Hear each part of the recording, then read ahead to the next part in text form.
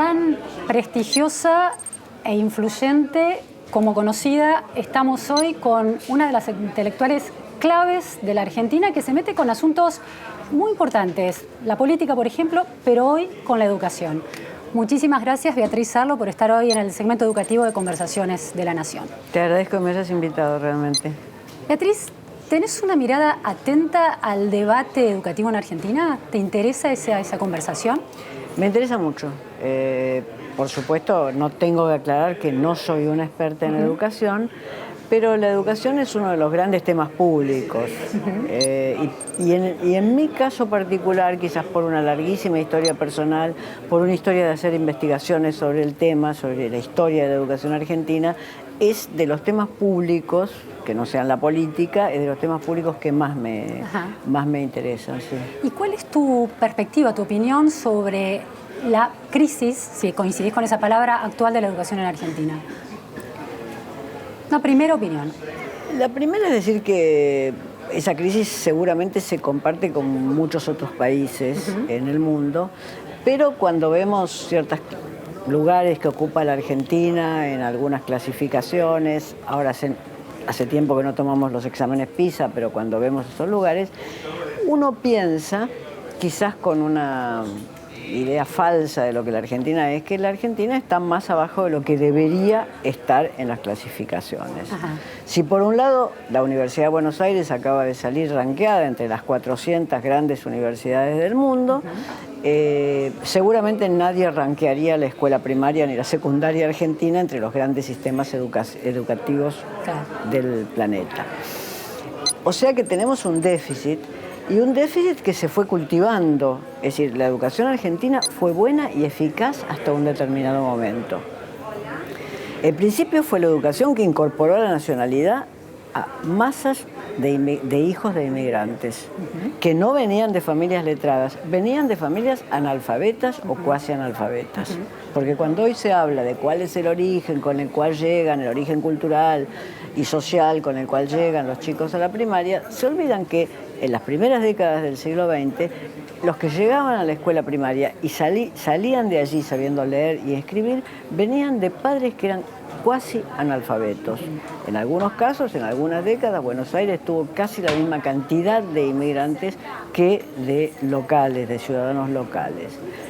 Por tanto, la escuela ha ido en un franco deterioro. Yo siempre digo que la educación argentina, más el sindicalismo argentino, más el pleno empleo eran los tres rasgos que caracterizaban a la Argentina, por lo menos hasta la década del 60. Es decir, que de alguna manera lo que vos planteás es que la educación fue efectiva en algún momento en Argentina como igualadora de las condiciones sociales y la inclusión a una cierta clase social de masas de población que estaban por fuera de esas clases sociales.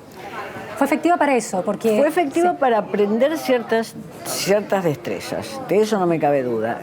No podría decir si fue igualadora, dado que el porcentaje de argentinos de ese origen en la universidad fue bajísimo y sigue hoy siendo bajísimo. Pero fue muy efectiva para aprender ciertas destrezas. El público de los diarios populares fue construido en la escuela pública. Ajá. Es decir, el público que leía Crítica en 1920, el diario Crítica en 1920, que leía el diario La Vanguardia cuando La Vanguardia salía como diario, en la misma época, ese público fue construido en la escuela pública. Sí, sí. Se le enseñó a leer eficazmente, a leer rápido y a entender lo que leía en la escuela pública. No sé si fue igualadora en un sentido de ascenso, porque la universidad siguió siendo una universidad elitista. A veces yo he mirado en el archivo de la Nación fotos de graduaciones universitarias donde vos reconocés la clase alta y las altas capas medias de la Argentina en esas fotos de graduación.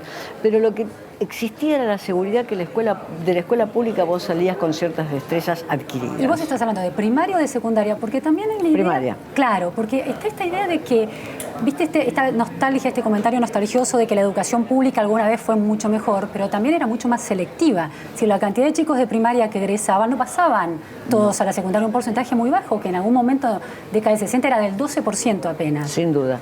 Estoy hablando de primaria. Ahora, lo que un mito es que de ahí pasaban a la escuela pública, eso es un mito, no pasaban a la secundaria pública ni privada. De ahí no pasaban. Lo que no parece haber sido un mito es que salían con la capacidad de leer y escribir. Eso no parece haber sido un mito. Y por tanto que salían formados para un mercado de trabajo al cual se incorporaban, un mercado de trabajo muy receptivo, al cual se incorporaban muy jóvenes. Nosotros podemos pensar que estaba mal que se incorporaran a los 14 o 15 años a ese mercado de trabajo, pero como esa era la pauta de la época, se incorporaban sin dificultades a ese mercado de trabajo. Claro. O sea, la gran diferencia con el momento actual es que hay una pretensión de inclusión mayor en términos de cantidades de alumnos que salen de la primaria y entran a la secundaria, pero que sin embargo las habilidades que esos sistemas le dan, que el sistema de la escuela secundaria le está dando, no alcanzan para incorporarse al mercado de trabajo. ¿Ese sería un punto crítico actual? Ese es un punto crítico, porque además la primaria ya no reparte, no distribuye esas habilidades que supo distribuir. Alguna de las cosas que dicen los expertos en educación es que las masas que entran en esa escuela primaria, las masas de chicos que entran en esa escuela primaria vienen de orígenes más bajos y diferentes y más despojados, más precarios de los que entraban antes. Habría que hacer una investigación sobre eso. Salían de conventillos donde vivían familias de 10 personas en una misma pieza. Sí, claro. Mi propia familia, las familias que se veían en el barrio donde transcurrió mi infancia, eran familias pobres, o sea que habría que hacer una investigación sobre eso. No está del todo fundada la idea de que hoy a la primaria se incorpora gente, quizás una porción de esa gente sí, pero no está del todo fundada de que la primaria de hoy no capacita porque encuentra chicos que no estarían en condiciones socioculturales, alimentarias, etcétera, para capacitarse. Yo creo que están, lo que estamos viviendo hoy, el 30% de pobres, de los cuales no podría decir que ese 30% entero no está en condiciones de capacitarse. Claro. Tampoco podría decir eso. Sí, quizás la indigencia es una cosa y la pobreza es otra, en efecto. ¿no? Claro. Y además sabemos que de esa pobreza se entra, se sale. La cuestión es pensar no tanto cómo es la gente, los chicos que van a esa escuela primaria o a esa escuela secundaria, sino qué puede hacer la escuela secundaria con la realidad de lo que recibe. Y cuáles son las filosofías pedagógicas y educativas con las cuales encara la realidad de lo que recibe. Beatriz, vos veniste de un hogar donde las mujeres, tu madre, tus tías, egresaron como maestras de las escuelas normales de Argentina. Sí. ¿Cómo ves la realidad de los maestros hoy comparado con esas maestras que vos conociste en tu infancia? Eran escuelas normales incluso de 4 años, es decir, esas mujeres que salían de las escuelas normales habían hecho la escuela primaria, 1 o 2 años de algo más, creo, y después eran 4 años de escuela normal. Lo que sucede, estas mujeres, la que me preguntas, mi caso personal, eran hijas de inmigrantes, su madre era analfabeta, fueron los hijos los que les enseñaron a leer, los hijos y las hijas le enseñaron a leer a la madre. La madre había sido sirvienta y había llegado a los 15 años desde Italia a la Argentina. Ya estoy describiendo un cuadro que no es de abundancia. Estas mujeres eran extremadamente cultas, pero la cuestión no era simplemente si eran extremadamente cultas, sino el orgullo que sentían de ser maestras. Ser maestro en ese momento era una distinción, digamos, en los barrios de las ciudades argentinas y en el campo. Ser maestro era verdaderamente ocupar un lugar distinguido. Tenía el rango de una profesión liberal como el abogado, por ejemplo. No tanto, pero uno podría decir que era una profesión respetable. En algunos casos, en algunos años del periodo, uno podría decir mirando series de sueldos, hay pocas series de sueldos, pero hay una del 29, del 28 creo, en algunos años del periodo porque sus sueldos eran altos. De manera permanente porque fue un camino de ascenso para las mujeres. Ese fue un camino de ascenso y liberación para las mujeres fuertísimo. Y además está el hecho de que la profesión en sí misma era considerada como una profesión de gran prestigio, aunque no se podía igualar al del médico del barrio, sin duda. Si uno mira los textos literarios, si uno mira los diarios, digamos, la cima del barrio estaba ocupada por el médico del barrio y luego venían los otros. Pero eran verdaderamente activos dentro de las pequeñas comunidades, además de la comunidad de la escuela donde trabajaban. Hay una idea de que la sindicalización del trabajo docente puede haber implicado una pérdida de prestigio social en términos de su comparabilidad con otras profesiones, aunque estuviera siempre un poquito más abajo que, por ejemplo, el médico, pero estaba en ese rango de comparaciones. ¿Cómo crees que impactó la idea de transformar al maestro en un trabajador y un gremio luchando por una igualdad como si todos los maestros fueran lo mismo? Habría que hacer un estudio comparativo. Si hay un país que tiene una fuerte sindicalización docente, es Francia.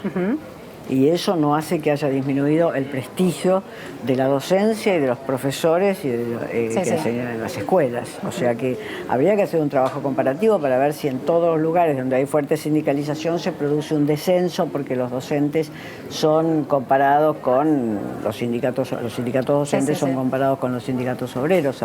Habría que verlo eso, porque en Francia vemos que una vez por año los docentes marchan. Claro, marchan una vez por año, no marchan 14, 15 o 18 veces por año, pero una vez por año marchan y es muy fuerte la presencia de los sindicatos que organizan eso. O sea que en un punto habría que hacer un trabajo comparativo.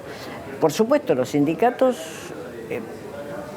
están porque además de que los sindicatos están en todas partes, y es lógico, es una forma, un instrumento de defensa de los trabajadores, porque además los docentes perdieron la idea de que eran parte de un personal de Estado de gran jerarquía. Claro, eso es clave, ¿no? Pero uno podría decir, preguntarse, hacer un trabajo comparativo y decir, ¿y los empleados judiciales que también están sindicalizados son peores o mejores que cuando no estaban sindicalizados? Claro. Yo no diría que son peores. Sí. Los problemas de la justicia argentina nadie evoca que son los empleados judiciales los que pueden traer problemas de la justicia argentina. O sea que el trabajo comparativo es indispensable. Sí, para no atribuirle causas a esta pérdida de prestigio que no son las que ahora, si los sindicatos se convierten en un terreno de lucha donde dirigentes que vienen del peronismo tratan de que las seccionales no caigan en manos de dirigentes que vienen del trotskismo y dirigentes que vienen del trotskismo tratan de no perder las seccionales que le ganaron a los dirigentes que vienen del peronismo, en efecto, digamos, el cruce de sindicalismo y política y bastiones que la política puede tener el sindicalismo puede alterar relaciones de fuerza dentro con los docentes. Pero para mí ahí la cuestión no está, para mí la cuestión está en la formación docente. ¿Cuál sería el problema clave de esa formación docente? El dato que es extraordinario y que vos conocés perfectamente bien. Un país para el cual la Escuela de la República, la Escuela de Jules Ferry, como es Francia, sigue siendo una especie de bastión, aunque no hayan solucionado miles de problemas con los chicos árabes, etcétera, eso sigue siendo una especie de bastión de la República, tiene 60 institutos de formación docente. Sí. La Argentina tiene 1.300. Efectivamente, 1.300 donde según noticias que te llegan del Ministerio de Educación es muy difícil intervenir, ¿no? El Estado tiene muy poco poder, muy poca autoridad para intervenir. Supongamos que esos institutos, tenemos que tener fe, digamos, que esos institutos son buenos, pero al parecer, si uno no puede hacer un control de calidad, como el Estado puede hacer sobre sus propias instituciones, es un interrogante muy fuerte. Sí, y te diré que es uno de los más delicados. Los gobiernos resisten la idea de intervenir ahí porque, bueno, el sindicalismo también está comprometido en los institutos. Bueno, está la Iglesia para empezar. Está la Iglesia para empezar y está el capital privado. Es decir, la mitad son privados. Se gana plata. Es decir, se gana plata formando probablemente docentes que quizás hay que abrir la hipótesis, quizás no sean los mejores que podemos poner en nuestras escuelas. Sí, sobre todo con poblaciones que vienen poco surtidas culturalmente, ¿no? De que demandan intervenciones pedagógicas muy específicas también, ¿no? Sí, intervenciones pedagógicas y yo te diría intervenciones culturales muy fuertes, porque ahí para mí es clave en cualquier sociedad, y voy a decir algo que es evidente, en cualquier sociedad es clave la relación que se establece entre educación y cultura. ¿Cómo es esa relación? La educación es una de las máquinas que tiene una sociedad para una transmisión, discusión y cambio, si vos querés también, o conservación, si quieren otros, de una cultura. Ajá. Sí, sí. Entonces, esta relación está sostenida sobre la base del conocimiento de esa cultura. Quienes son los factores de la conservación, transformación, polémica o cambio de una cultura, tienen que ser factores de conocimiento de esa cultura. Y yo creo que se ha acentuado mucho más la dimensión pedagógica de la enseñanza en los profesorados que esa fuerte dimensión cultural. No voy a traer diálogos escuchados en medio de transporte porque parece... pero he escuchado diálogos... he escuchado diálogos que sorprenden, de gente que incluso estaba hablando comprometidamente de su escuela y con la cual yo me quedé conversando. Sorprenden por la falta de esa dimensión cultural. En efecto. Entonces, ¿qué es la educación sino eso? La posibilidad de que una cultura pueda ser discutida. Sí. Si te pones desde el ángulo más transgresor respecto a normas culturales, o la posibilidad de que una cultura pueda ser transmitida. Y esto es lecturas, esto es contenidos, conocimiento. Esto es contenidos, sin duda. Esto es contenidos. Y no solamente los contenidos que les interesan a las personas espontáneamente. Claro. Yo en mi vida he estudiado, el 90% de las cosas que he estudiado no eran cosas que me interesaban espontáneamente. Ah, mira qué interesante. ¿Te referís a tu etapa en la educación pública? O sea, mi etapa en la educación pública, mi etapa en la universidad. Es decir, vivía maldeciendo a Dios y a todos los santos del cielo, porque para conseguir ciertos objetivos universitarios tenías que pasar por otros que no te interesaban. Claro. Pero que eran una base clave para poder incorporar a los otros. Y eso no se negociaba. ¿Algo así? Me parece no. Me parece que no solamente era una base clara, sino que era una especie de disciplina intelectual. Claro. La idea de que las ideas son parte de un mundo donde las ideas flotan, cambian, debaten unas con las otras, pero que también hay ciertas reglas de disciplina intelectual, digamos, como hay reglas de tránsito, hay reglas de disciplina intelectual. Eso incluye la forma en que uno estudia algunas cosas. Claro. Beatriz, hoy en día cuando se habla de lo que hay que aprender y de cómo motivar a los alumnos, por ejemplo en secundaria, para que sigan adelante, porque mitad de la secundaria, entre el tercer año, la deserción es enorme, se instala la idea, o casi un fetiche, de que las disciplinas duras como la programación, la matemática, van a conseguir retenerlos, motivarlos y además darles una serie de habilidades para el mundo del trabajo. Y las materias humanísticas, las que tienen que ver con la literatura, con la filosofía, con la historia, se dejan un poco de lado. Y hay sistemas que intentan encontrar una solución en la programación, como una promesa futura de algo. ¿Cómo ves eso? Bueno, en principio sabemos que en la Argentina faltan programadores, o sea que por el momento han fracasado. Ah, ok. Está bien. Digamos, sabemos, al presente, todo el mercado de trabajo informa permanentemente. 150.000 puestos de programadores. No hay programadores. Eso también tiene que ver con la desaparición en un determinado momento y restablecimiento en otro de la escuela, de las direcciones de educación técnica. En Argentina, vos sabés bien que la escuela técnica era un fuerte lugar, un fuerte espacio de formación para ciertas categorías laborales buenas, digamos, formadas. Y eso tuvo un quiebre muy fuerte. O sea que eso también, no sé cómo se está enseñando programación en escuelas que dicen pongamos programación para retener a los niños o a los adolescentes. Pero por otra parte, yo diría, la escuela algunos principios de realidad tendría que transmitir. A ver, uno no estudia solo lo que le interesa, volviendo a eso. O sea, a los niños les interesa la programación o los videojuegos y por tanto enseñemos programación y videojuegos. No es así la vida, no va a ser así la vida del trabajo y por eso nos encontramos con tantas anécdotas que vienen de la vida del trabajo, que es que chicos que consiguen trabajo no pueden sostener la semana laboral. Claro, es decir, van lunes, martes y miércoles faltan porque la idea de que hay una continuidad, de que eso está regido por ciertas leyes, y no es que faltan porque después van a hacer la revolución contra el mundo del trabajo organizado, faltan porque se quedan dormidos, digamos. Sí. Entonces, la escuela no transmite ciertas reglas que tienen que ver con ciertos principios que son de realidad. No se hace siempre lo que se quiere. Sí, no es efectiva en algo que hoy se reduce en un concepto que es la educación emocional, el disciplinamiento de ciertas actitudes. Pero ¿por qué no se necesita educación emocional para enseñar a jugar al fútbol? ¿Por qué? A ver. Porque ahí las personas pueden repetir hasta el cansancio un mismo movimiento, porque están muy interesados. Bien, entonces tengamos mucho fútbol en las escuelas, o mucha enseñanza de danza, o lo que fuere, pero hagamos de eso un sistema de transacciones. Yo diría, por cada curso donde los adolescentes se expresan aprendiendo a tocar la guitarra y la batería, hay un curso donde se expresan aprendiendo a escribir. Claro. Porque hagamos un sistema de transacciones que son los sistemas de transacciones que rigen por el momento nuestras vidas. Y que es muy bueno que uno piense que son malos porque va a tener que organizarse para romperlos, claro, si es que son malos. Sí, para ser muy efectivo o para romperlos, una de dos, ¿no? Entonces, claro, hagamos ese sistema de transacciones. Yo me preguntaba el otro día en una provincia donde me contaban los cursos que estaban organizando y todo era un infinito curso de tocar guitarra y batería. Y yo decía, pero ¿por qué no vienen acoplados a alguna otra cosa? ¿Por qué no vienen acoplados a mecánica elemental, que es lo que uno necesita cuando vive en una casa? ¿O por qué no vienen acoplados a escritura? ¿Por qué no hay transacciones?